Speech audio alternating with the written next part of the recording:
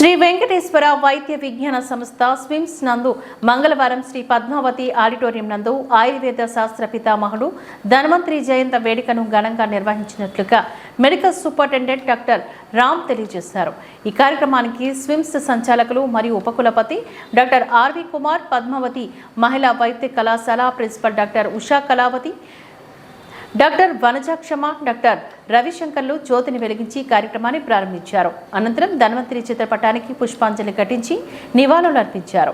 స్విమ్స్ సంచాలకులు మరియు ఉపకులపతి డాక్టర్ ఆర్వి కుమార్ మాట్లాడుతూ, ధన్వంతరి గురించి ఇప్పటి తరంలో చాలా మందికి తెలియదని, ఈ ధన్వంతరి ప్రస్తావన మన ప్రాచీన గ్రంథాల్లో, ధార్మిక ప్రచారాల్లో, వ్యావహారిక కథలతో పాటు అనేక సందర్భాల్లో వినిపిస్తుందని పేర్కొన్నారు. ధన్వంతరి జయంతిని సాధారణంగా అక్టోబర్ లేదా నవంబర్ నెలలోని ఉంటుందని, ధన్వంతరి జయంతిని జాతీయ ఆయుర్వేద దినోత్సవం కూడా జరుపుకుంటాము అని తెలియజేశారు. ధన్వంతరి జయంతిని అశ్విని మాసంలో 13వ చంద్రమాసం రోజున భగవాన్ ధన్వంతరి జన్మదినాన్ని జరుపుకుంటామని, ధన్వంతరి జయంతి అనేది ఆయుర్వేద ఔషధం యొక్క దేవుడని, తన చేతిపై అమృత కలశం మరియు ఆయుర్వేద గ్రంథంతో ఉద్భవించాలని పురాణాలు మరియు వేదాలు ధన్వంతరిని దేవతల వైద్యుడిగా వర్ణించారని పేర్కొన్నారు. కంట్రోల్ ఆఫ్ ఎగ్జామినేషన్ డాక్టర్ వనజాక్షమ మాట్లాడుతూ, ధన్వంతరిని విష్ణువు అవతారంగా భావిస్తారని, ధన్వంతరి ఆలయం గుజరాత్, తమిళనాడు, కేరళ, మహారాష్ట్ర రాష్ట్రాల్లో మాత్రమే ఉందని అన్నారు. కేవలం మన దేశంలోనే కాకుండా ప్రపంచంలోని జర్మనీ, అమెరికా, రష్యా, బ్రిటన్ వంటి దేశాల్లో కూడా ధన్వంతరికి ప్రత్యేక పూజలు నిర్వహిస్తారని చెప్పారు.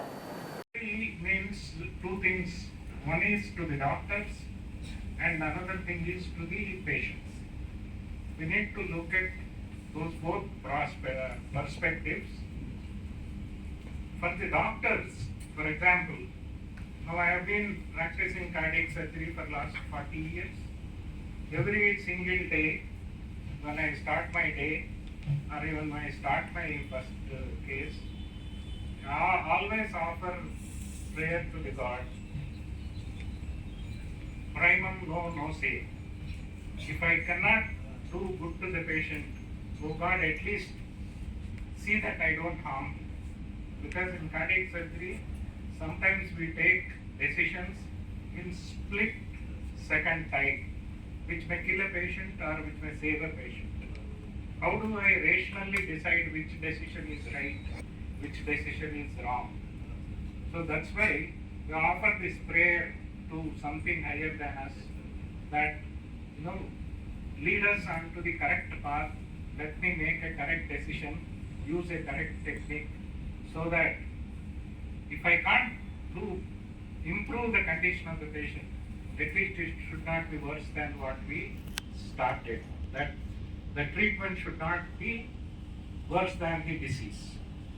So that is how for doctors it is very important, because unless we constantly remember that there is a tendency of complacency, so that is as far as the doctors are concerned. Coming to the patients, what happens if you see the entire disease spectrum? If the problem is around about the same headache, you give paracetamol to 10 people, it differs. Same person, 10 times headache, you give the same medicine, it differs. So what does that mean? That means there is something inside which is special to each one of us, and that is one which contributes to healing. So that such a profound message was their understanding even for the cave doctor. Now again we are talking about the same thing. Actually, if you look at Ayurveda also, they go by individualized medicine. For every disease, they don't prescribe same medicine like allopathy now we are doing. Similarly in homeopathy, there is a lot of study of one's own nature of the body, and this one, and different medicines are prescribed for same condition for different individuals, and to same individual at different points of time. That is because there is a necessity for what we call personalized medicine or a precision medicine. Now, we are talking about taking it one step further, at least in some diseases, wherein we are going to study the genetic makeup of the patient and decide the treatment based on the genetic makeup of the patient. Already it is in vogue, what they call it as precision medicine.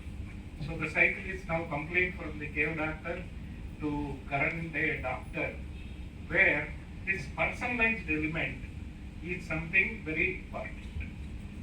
So with that brief introduction, we just move on to Dhanvantari, what he has to offer to us. That particular situation. You get some problem, you start thinking, why only to me? So many people are there, what have I done? You know, like that it goes on multiplying, which worsens the misery. So somebody wisely said that problems are inevitable, but suffering is optional. Everybody can have a problem, but you have to make a choice whether you want to suffer from it or not. So the Sanatana Dharma has a kind of a solution to it, because you see this Bhagavan is he is the originator of Ayurveda. The Sanatana Dharma means Vedic Dharma, and it's called Ayurveda. It's one of the subsidiary of the original 4 Vedas. It has been given such a high this one. So, how does Veda look at human suffering?